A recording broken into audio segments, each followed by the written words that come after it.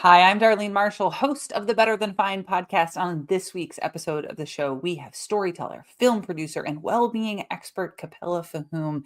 And honestly, this episode is just full of surprises. Capella and I explore the way that storytelling builds relationship by fostering connection. And she was so generous in sharing with us the core exercise from her workshop, Working Title.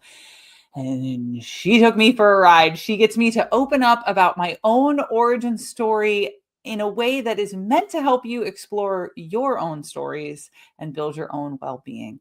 We talk about vulnerability and fear and the role of listening and so much more. So I really hope that you enjoy it as much as I enjoyed making it. Subscribe, like, share, leave us a 5-star review when you love this episode as much as I do. And okay, the hype part's over. Let's go get to it.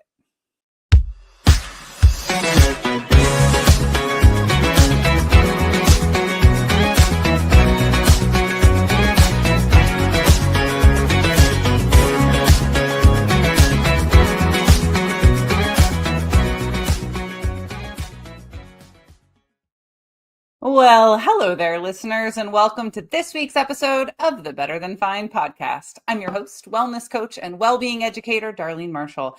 And I didn't always understand the power that can come with storytelling.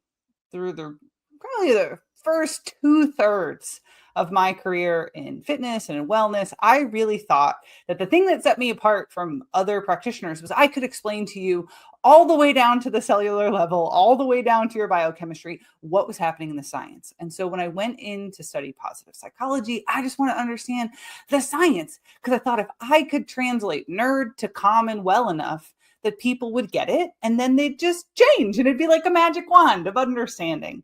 Turns out that's not how people work. And for a long time, I thought that this show, probably the first, I'm going to say 2.5 years of this show, I really thought all I had to do was give you good science and make a compelling enough logical argument about it, and you would get what you needed. And I can remember when the show came over to the NASM Podcasting Network, our producer, Eric, in one of our first conversations said, to me, one of the most important things is the quality of the storytelling. And I totally was like, yeah, sure, new guy. Yeah, stories, got it. No, I'm here for the science. And I can tell you now, 2.5 years later, Eric was right.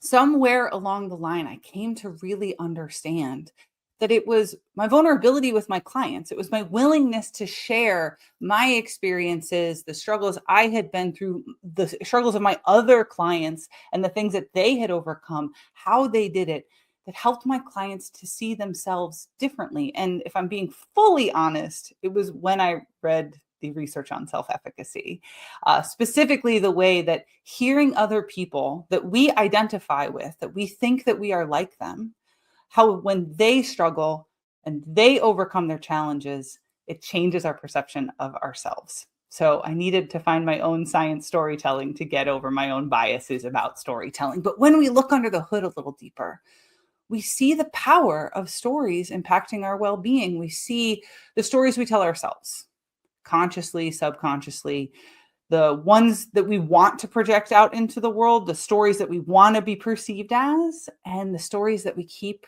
for our intimate, the close people in our onion, the ones that are tender and vulnerable, the big stories, the myths of belief and big ideas. And one of the things that really has struck me is the way that letting stories into my own life has changed my own sense of mattering, of what's important, and my own belief. And so for a long time, I wanted to have someone on the show to talk about storytelling because clearly I don't know what I'm talking about. And that's why I was so excited when this practitioner hit the scene of the network of the positive psychology world. Our guest today has a master's of philosophy in organizational dynamics and in applied positive psychology and a graduate certificate in executive coaching, all from the University of Pennsylvania. And because I went and snuck on her website to look at her bio to write this intro, I discovered I didn't know she's now a PhD candidate in positive organizational psychology at Claremont University, which I'm so excited She's going to be Dr. Fahoome. So Capella Fahoome, welcome to Better Than Fine. I am so excited. I've been looking forward to this conversation for weeks. Hello, how are you? Thank you I'm so well, much for thank you. having How me. are you? Thank you for Let's being hear it for here. Eric. Let's Yeah, hear it let's for hear for Eric, Eric like and his letting us understanding know. of Yeah, stories. I got to yes. give Eric a fair shake of credit for really evolving me. I got a big compliment from one of our former guests. Last year, we won a Marcom for the episode with Dr. Neil Thies. And today, I actually got an email from Neil Thies saying how impressed he was and the way the show has evolved and how much better I've gotten at storytelling. And so, Eric, you got some passive kudos and a compliment there, too. So, snaps to Eric. Mm-hmm. But let's talk about you. Tell Yes. us about how you came to be at this intersection of storytelling and well-being, because I think you've got a pretty cool origin story yourself. Well, thank you for having me first. And it is true, like stories, people remember how we make them feel, right? Facts and figures, they get it and they appreciate it, but how we make them feel is what they remember. So, yes, my journey has been a twisty turvy, very interesting. I'll try to give you like the short version of it.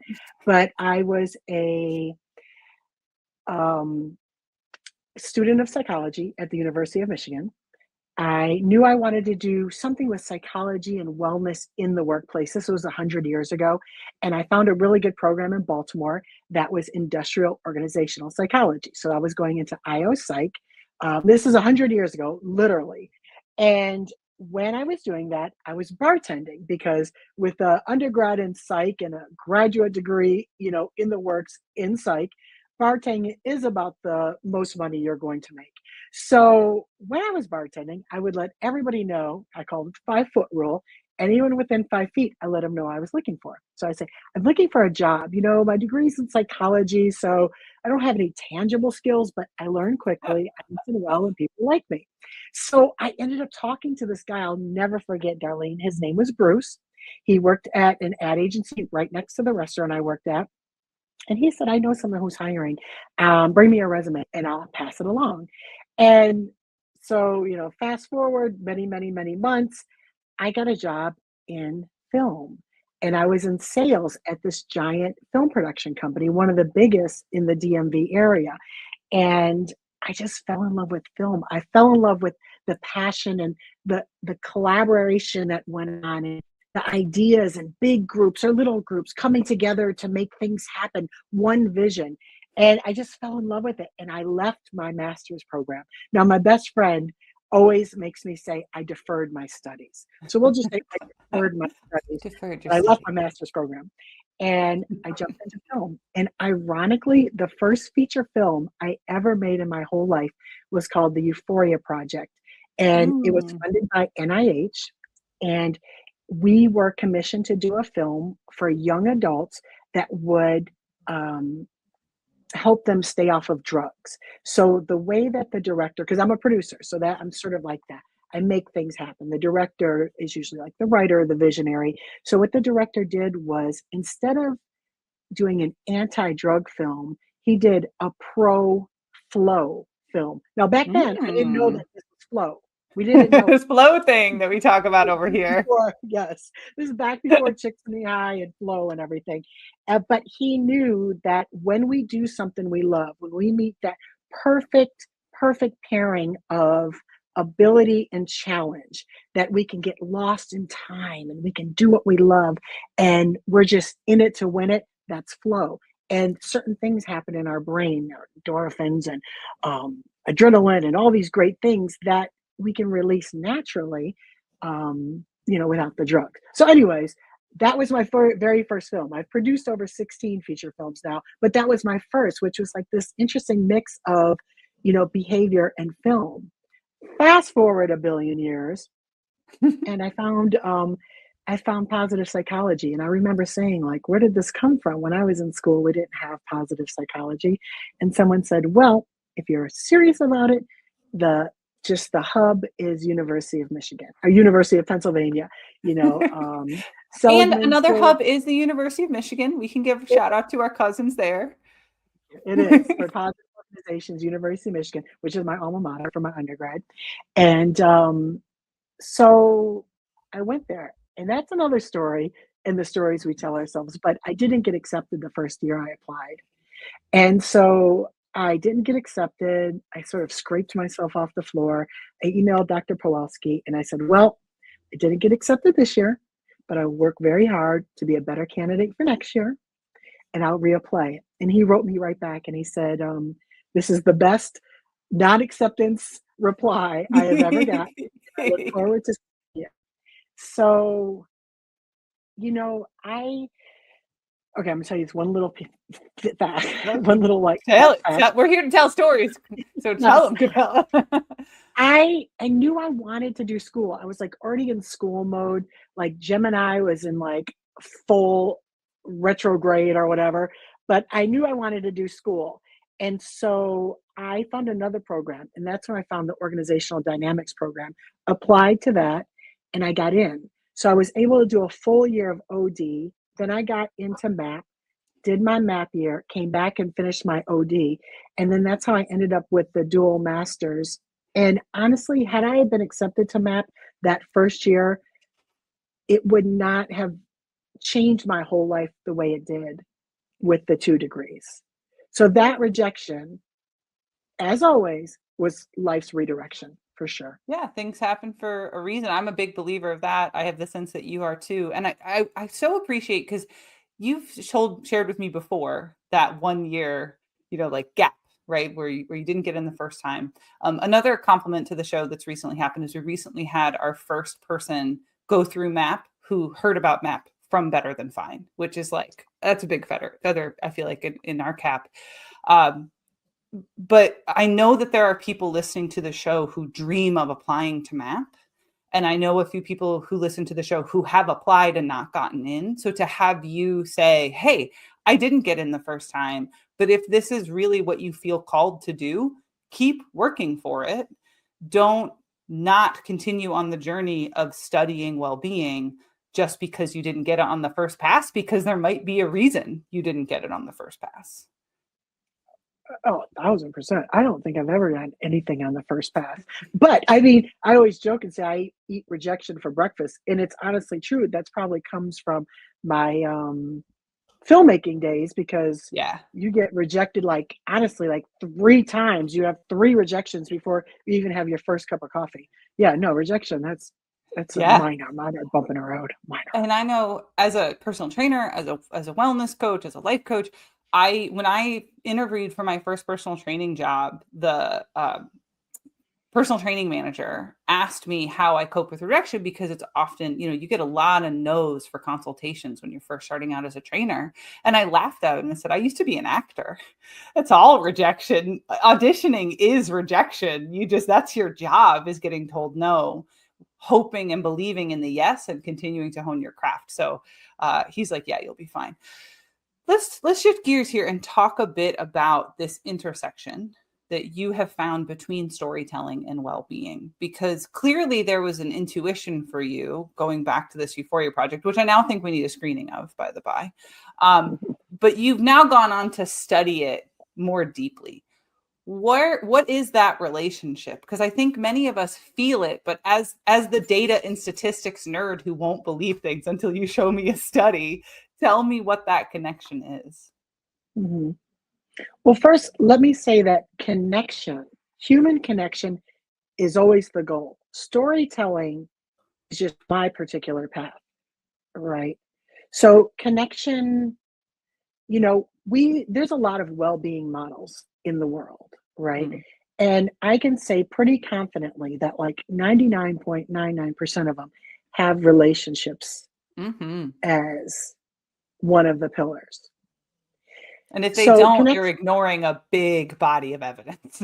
yes. Hmm. Right. So connection is always the goal, Yeah. and storytelling is just the tool. I mean, it allows people to feel seen. It brings clarity, big ideas. Sometimes they can become a little more simple, a little more tangible, a little more real. It allows people to be themselves, be human, feel seen, feel heard. And it sparks inspiration. I always say, Darlene, that we are all leaders. Leaders are simply people that make everyone around them better. And so leaders impact, they inform, they influence. And if we're doing it right, they inspire. So if you don't have to be a leader of a big organization to make the people around you better. It could be someone at the grocery store. It could be the person that's driving in front of you that cuts you off. You have an opportunity right there and then to lead the situation. Do you give them the bird or do you wave? Like, I've done that too, no problem. We all have opportunities to make people around us better. I just multiply the good. Love that.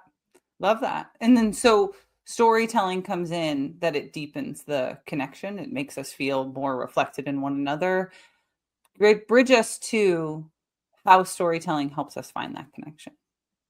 Well, because storytelling is the path to connection. And you said bridge between storytelling and connection or It connection is the and leadership? connection. No, I'm Yeah, saying I'm looking the connection to well-being. yeah. So, I do a workshop, right? And I Mhm. put people in groups for 4 minutes. And there has been some of the most amazing connection, progress, and collaborations that have come out of these cohorts in these 4 minutes. So when you're given an opportunity to come into a room, sort of a level playing field. I have people discuss how their life looks and feels and smells, and sounds through the lens of filmmaking, right? So I Mm. might say to you, uh, divide your life up into 3 acts. And then I say, all right, of those 3 acts, let's think about the cast. Who are some of the stars, the co-stars? Background. What's the hair, makeup, the wardrobe? The example that I give is when I was very young in my act one, my mom used to always cut my hair very short. And so I think that had a big impact on how I behaved and grew up and understood myself and saw myself because back in that days, all the girls had the long hair with the bows. So this short haircut, it had an influence on how I grew up. So, anyways, I, Mm. I put people together to discuss their 3 acts through the lens of filmmaking. And what that does is it levels the playing field because most people think filmmaking is cool. Two, most people don't know much about the behind the scenes. So it doesn't matter if you're the custodian in the company or you're the CEO of the company, sort of levels the playing field and brings everyone together. Um, yeah. And so I believe that connection is absolutely the heartbeat of any organization, any leadership team, and it's what turns a group into a team. It's what Mm. allows people to understand and come together around a shared vision towards something meaningful when we're connected, when we care about people that we work with. Yeah, I think in even in this example you're describing, and I know you shared with me some of the big positive psychology name drops, like our version of fangirling and celebrities that been able to pull into this workshop, and the vision of those people sitting around, being vulnerable, opening up. I think to me, one of the meat and potatoes of storytelling is the vulnerability required to go to that place and be seen in our authenticity. And I think for some people, that's intimidating. And also, as you're describing, whether you're the custodian or the CEO, it's humanizing, right? It levels the playing field and allows us to share not just a physical material space, but like an emotional and energetic space as well, and really opens it up. Mhm. Have you found that all to be true? Absolutely. Can we drop some names? I mean, people like Robert Biswaldiner, Oh, Michael my Studer, positive Jane psychology Dutton. crush. Oh my goodness. Jane Dutton, Kim Cameron, um, A. Simpson. Some really exciting people have taken that and And some taken that people on our workshop. show. Jody Yes, Wellman has been in your Jody Wellman. workshop. A Hmm, number of our hmm. friends. Have you Yes. gotten Scott Barry Kaufman yet? Because I'll name drop that he should take it. I bet he would love your workshop. I have approached him, but like all Nudge, the other nudge. big wigs in positive psychology, He it's busy. a process. Well, it's Yeah, a he busy. process. I think I will get him. It's just going to be when the universe aligns. And lucky for Yeah, me, absolutely. I yeah, I don't mind a rejection. You know, You eat it for when we breakfast. oh, um, in organizations, we were just talking about this. We're going to assume that people, like say leaders, when organizations call me or when I do consulting work, it has a lot to do with engagement. Surveys might come back and there's lack of engagement, right, in the employees Mm. or Mhm. teams. It might be trust, lack of trust of senior leadership. And there's three things that go into trust. There's a lot of models of trust. Let me be clear. The one I use is very simple: competency, credibility, and care, right? Mhm. You have to have all three. Can't be super high on competency, but low on care. You have to have all three. So, for the most part, when I go into organizations, I assume the first two, that the leaders are competent and they're credible. But then the question is, do they have that third pillar? Do they care? And that's what bringing the storytelling in. That's what helps. Yeah, like you say, opening up the vulnerability, leveling that playing field. Hmm. Now, Hmm. you alluded to some of the exercises from your workshop. We had talked about maybe sharing, walking us through an exercise. I'm very willing to be a guinea pig. Did you bring something for us to play with in terms of our own storytelling? Yeah, of course, of course. Let's do We'll it. do we'll do this live. So if you can think of, and to be fair, I usually give people like a couple days to think about this, but I'll give you an example. So first thing we need to do is we need to break up your life into three acts. All right. Mhm. That's all stories are told in three acts. For me, I spent half my life in Detroit, half my life in Baltimore, and half my life in LA. I'm currently in LA. So that's current and forward thinking, right? It could be as simple as past, present, and future. It could be before kids, with kids, after kids. So first thing I want you to do is break your life up into three acts, with I the cheated. third being I forward looked at thinking. the website. And this is also, I'm gonna be selfish, well timed. I'm working on a book proposal. So I've got my 3 acts: the dirt road, the Oh, ivory tower, and back again. oh my Those are my goodness! You have working titles and everything. Oh, I'm ready to rock and roll, girl. I came ready to play. All right. Well, while will you, very brief, we're going to spend a tiny bit of time on the first act and the second act, so we have context and understanding as we go into the third. And I want to acknowledge negativity bias, and I want to acknowledge trauma when we think about our first and our second acts. Mm. But I want to invite you to mind for the good. Okay. So you've already done this, but just give me some ideas. Give me some, um, maybe some the cast, the stars from your act one, the settings, the colors, if there's any soundtracks that you remember, wardrobe. Just give us some highlights from your act one. Oh, I love this. I love this so much. Because I also coming from an entertainment background, my theater background, Mm, you said earlier what you loved was the collaboration, and I did too. mm, And so you got me rocking and rolling. Colorscape is definitely green. I grew up in upstate New York on a literal dirt road in a town with more cows than people. And one of my later life self-deprecating lines, like in my ivory tower phase, is that I'm just a personal trainer who grew up on a dirt road. But we got to start at the dirt road, right? So obviously, like greens and dust and southern rock. Our stars would be like my mom, my aunt Lisa, my grandmother. Maybe the basketball team would be, our like B-side characters. Uh, yeah, this is fun. What else? hair and makeup, wardrobe. What like were Oh, you kind of hair is curly, but you don't know what to do with it. Wardrobe is all hand-me-downs. I grew up in rural poverty, so it was like, how can we rub two nickels together and make it work? Um, a lot of stains, a lot of getting made fun of. Uh, mm, yeah, how's that for hair and makeup? Oh, I always had glitter on my face. Always 6 foot tall, making the other team cry, but glitter. Uh-huh. Alona is my spirit animal. Uh-huh. And what Yeah, about that's act a one. song? Was there any songs that stick with you? Um,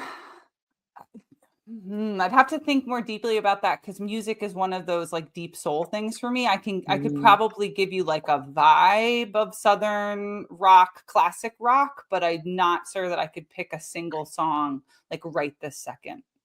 okay. All right. So what we're going to do, we're going to transition to Act Two. Ooh, act two. And any themes that you can find that sort of become a through thread, let's let's acknowledge that. Like the glitter, did the glitter stick to Act Two, or did it turn into something else? Like maybe a crazy color hair, or your height. How did your height, transform your Act Two? So let's move to Act Two. Talk to me about Act Two.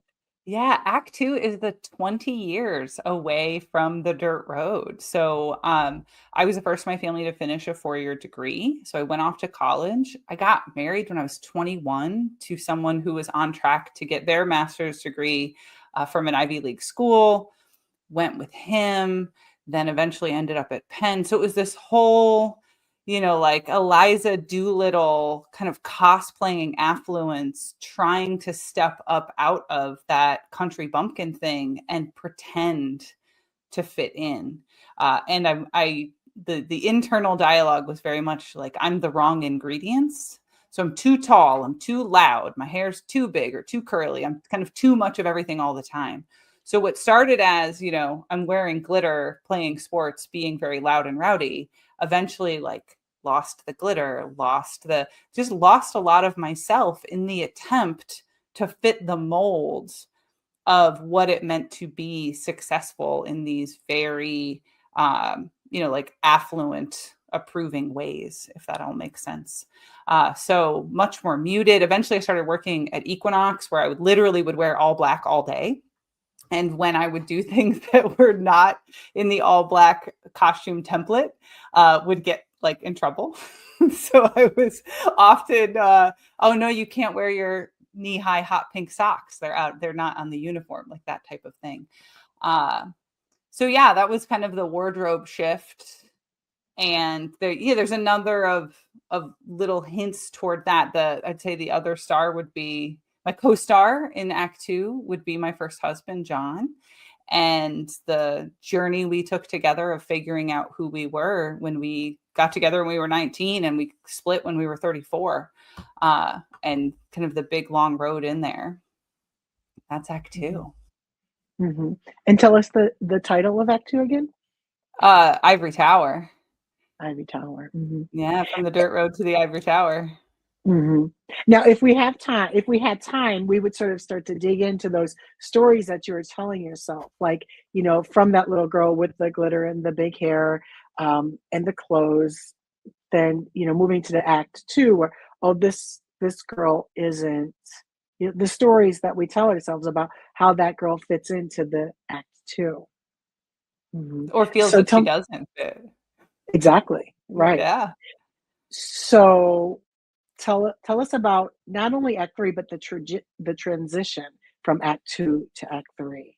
How and where Yeah. did that happen? Act Two ends going to Penn, going to MAP. And I was finally the one in the ivory tower instead of supporting someone else and learning about positive psychology. But also there were people at Penn telling me that I was missing part of myself in what I was trying to do. They could see that I was doing the like cosplay, the success affluence thing. And so Act Two is this transition from 2 to 3 is during the pandemic. It's moving home during lockdown. It's becoming a caregiver to people in my family and really re-embracing the roots, but doing it my way instead of their way, and finding a sense of belonging at home and trying to merge those two identities of this, rural, liberal, country girl, but with a, I like to joke our degrees are in Latin, right? Because they're literally written in Latin.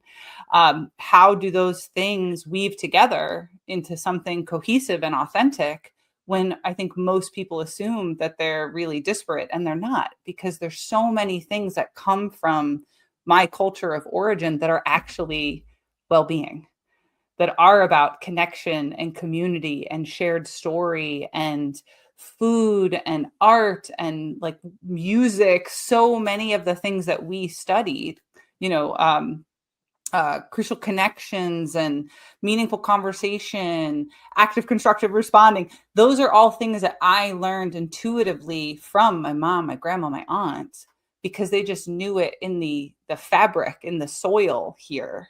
It is part of the air we breathe, but it's wrapped up with a bunch of other stuff that makes you think it's not important when it's the most important.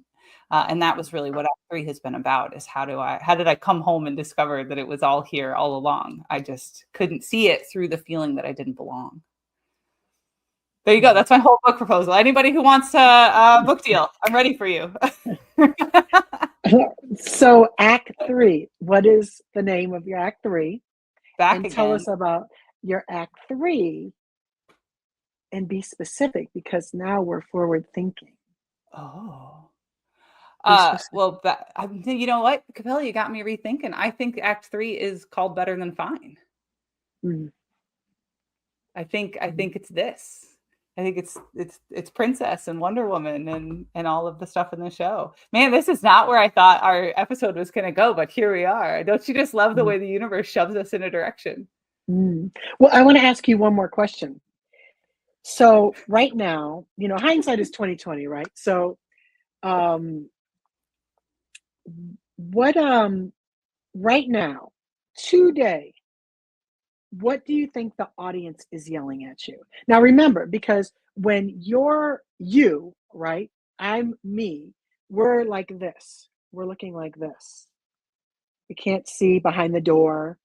We can't see hear the conversations that happen, in another room. We just this.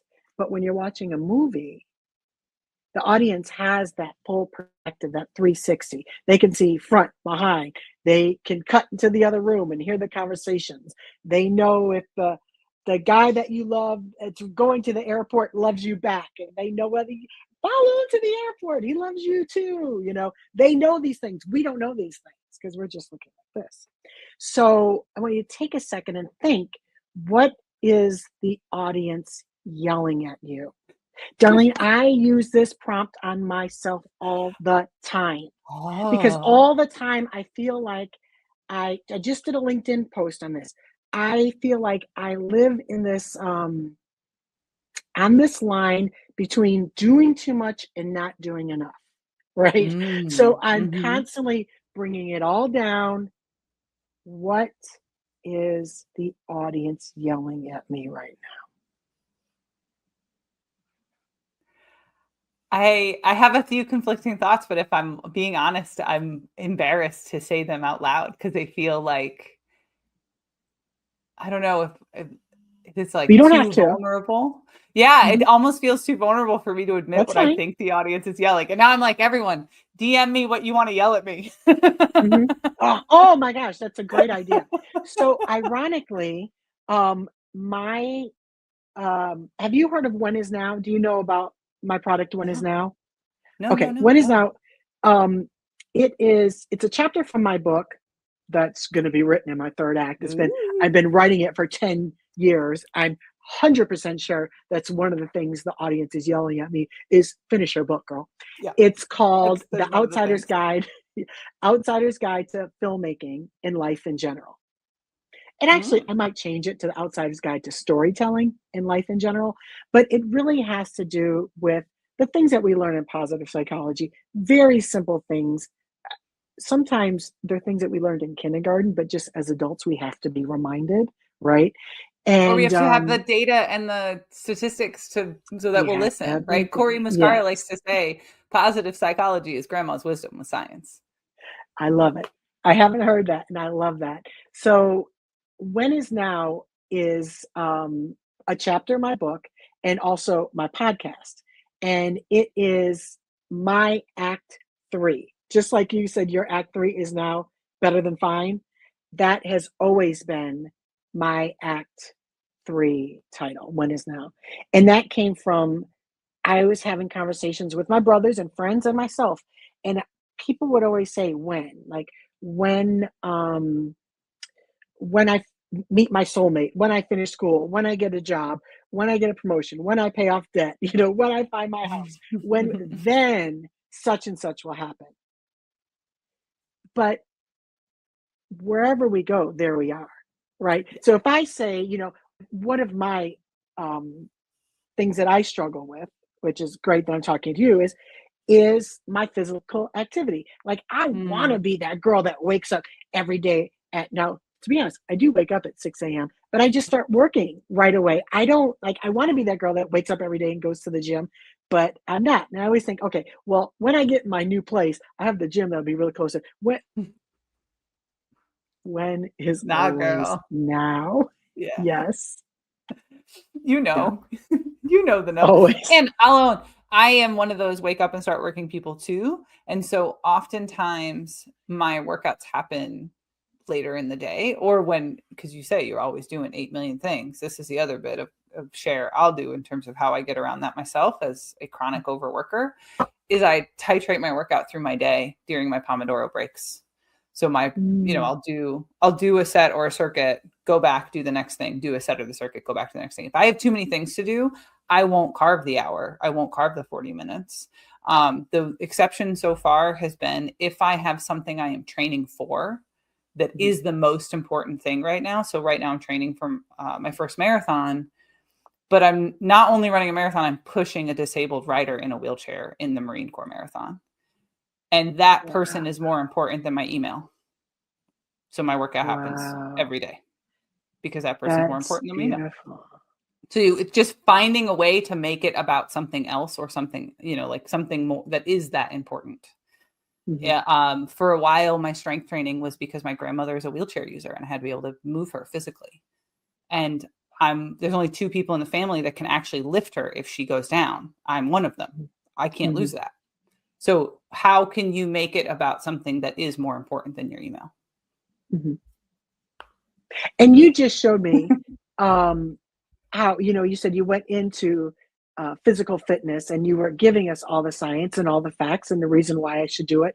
But some of the things you just said to me hit harder for me than my doctor when I go and I tell him my knee hurts. And then, of course, he says, what, lose weight? Like, of course, right? Yes. So, Strengthen your yes, VMO. yes, doctor, I know. Thank you. Yeah. But yes. And Yeah. Marine Corps, That's so it. I've run 3 marathons, and Marine Corps was also my first marathon. Mhm, Yeah. I'm running it with, do you mhm. know Ainsley's Angels? With Mm-mm. the pink wheelchairs in the duo pairs. Ah, That's Ainsley's wonderful. Angels. And we've had Rooster Roster from the show on before. In the spring, we'll probably have Sean Evans, who runs the programming, and his son Seamus. They're, in my Mm, opinion, probably the fastest duo pair on the planet right now. They'll come on and share their story. So, I'm convinced the storytelling thing, after a decade of trying to convince people with science and figures, what I came to realize was their internal story of what mattered would get them to the starting line, right? It would get them the motivation. The reason I needed the science was to help them figure out the right what. But the story is what actually helps them break through the emotional connection, gets them the motivation and the consistency. So I'm with you. You've got me. mm. It's just A well-chosen keep carving story that. and a well-told story can instantly build connection. It really can. Well told, well-chosen story can build connection and engagement of hearts and minds. It can create shared understanding. It can galvanize and motivate a team or a crew. Yeah. Well, I think, my final thought here before I'm going to ask you to tell us all where we can find you is I think the thing that holds people back from sharing their stories is fear, right? Mm, The fear of being vulnerable, the fear of being judged. Even my own, I just did it myself, right? My fear of being judged because I think what people are yelling at me right now because I get it in my DMs and my texts is go, just go bigger, write the book, do the thing, get even bigger, go. Um, and I think that you're saying that about yourself too. And your willingness to share it is why I'm sharing it now. Right. And mm, and so for the people who feel like no one wants to hear my story. My story is not worth telling. People are going to judge me. I mean, how many young people right now are like, oh, I don't do anything because I'm afraid someone's going to film it and put it on TikTok, right? I'm just going to get burned. What would you say to those people who are just scared? Mm-hmm.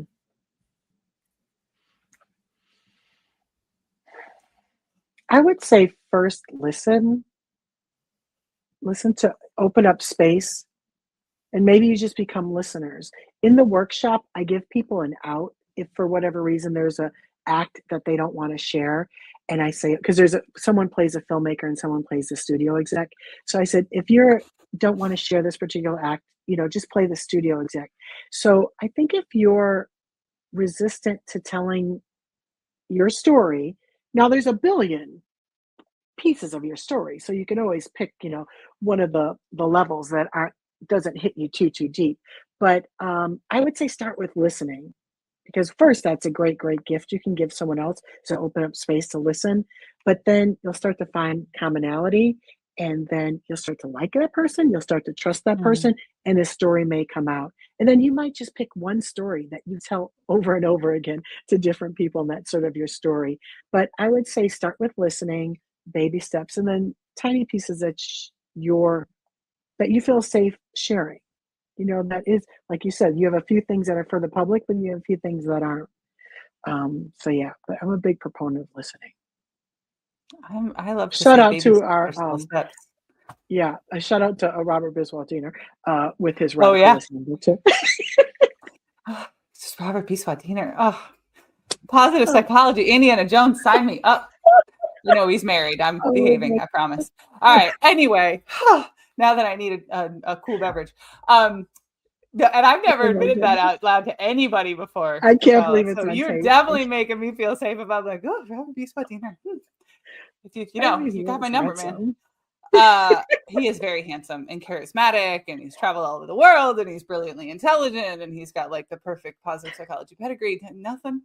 Anyway, so tell us where we can find your nice work. Human. I He's know. a good guy, like so kind and generous with his time.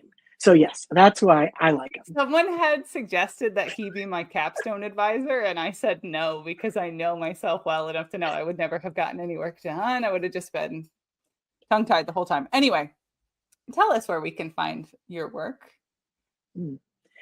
Well, of course, capellafahoome.com. You can find all about me and the stuff that I do and how I help individuals and organizations. Then we always have Instagram, Capella F. The podcast is When Is Now. It's on Spotify and everything. And it's really a positive leadership podcast. And mostly just a normal conversation and with some really cool people. And Really cool people. that's it. Google me if you want to know like my Google film work, IMDb and stuff if you want to learn about the films I've made. Capella, thank you so much for being so generous with your time, with your stories, with your exercises. It's been an absolute pleasure to have you. I know I've had a lot of fun, and I hope our listeners have too. Thank you for having me. And of course, to our dear listeners, we would love to hear your feedback on this and every episode of Better Than Fine. So you can let me know if you've got some thoughts. You can email me. It's info@darlene.coach. My Instagram is darlene.coach. My website is also, wait for it, darlene.coach. You can find me on LinkedIn. If you're a fan of the show, I hope that you have subscribed. Write us a review. And remember that sharing is caring, because when you share the show, it helps us to grow. Thank you so much. Take good care of yourselves and be well.